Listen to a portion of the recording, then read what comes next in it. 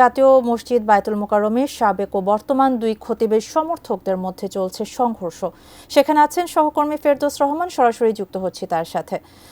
ফেরদৌস, বায়তুল মোকাররম চত্বরে আসলে কি ঘটেছে এবং এখন সেখানে কি অবস্থা আমাদের জানান।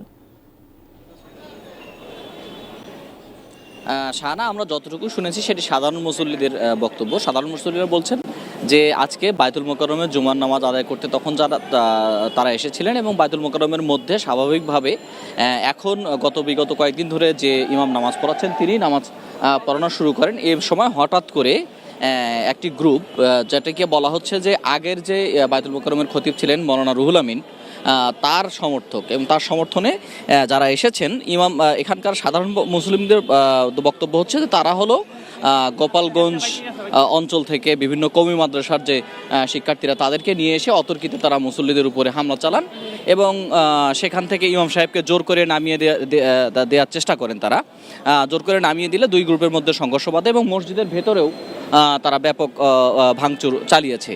তো এই ঘটনা যখন হচ্ছিল তখন আমরা যখন এখানে আসি তখন মসজিদ থেকে সাধারণ মুসল্লিরা বের হয়ে যাচ্ছিলেন, যদিও এখন তারা মসজিদে প্রবেশ করছেন। এখানে পরে সেনা সদস্যরা আসেন, পুলিশ সদস্যরা আসেন, এসে তারা পরিস্থিতি নিয়ন্ত্রণে আনার চেষ্টা করেন। এলো ভিশন মুশকিল আসান অফার। যে কোনো ব্র্যান্ডের পুরনো ফ্রিজ নিয়ে চলে আসুন ভিশন শোরুমে আর নিয়ে যান নতুন ভিশন ফ্রিজ 20% পর্যন্ত ছাড়। তবে সাধারণ মুসল্লিরা বলছেন যে গ্রুপটি এসেছে তারা মূলত জোর করে যখন ইমাম সাহেবকে নামিয়ে দেওয়ার চেষ্টা করেছে তখনই তাদের মধ্যে আসলে সংঘর্ষ হয়েছে এবং তারা মসজিদের মধ্যে ব্যাপক ভাঙচুর চালিয়েছে, এমনটি সাধারণ মুসল্লিরা বলছেন। এবং মসজিদের ভেতরে এখন যদিও স্বাভাবিকভাবে নামাজের জন্য সবাই প্রবেশ করছেন, তবে একটা থমথমে অবস্থা বিরাজ করছে কিন্তু মসজিদের মধ্যে, এবং মসজিদের মধ্যে ব্যাপক ভাঙচুরও এখানে হয়েছে।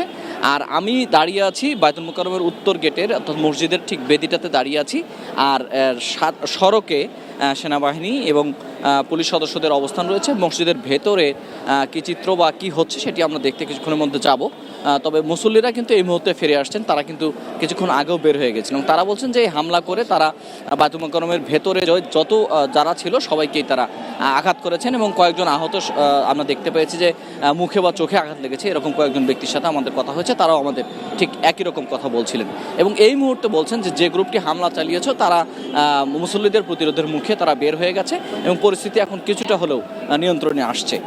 শাহানা, এই হলো বায়তুল মোকাররম থেকে এখনকার মতো সর্বশেষ। তো আমরা ভেতরে যাব, আমরা আরও যে পরিস্থিতিগুলো হয়েছে অর্থাৎ প্রকৃতপক্ষে কী হয়েছিল সেটি আসলে আমরা জানার চেষ্টা করব। শাহানা।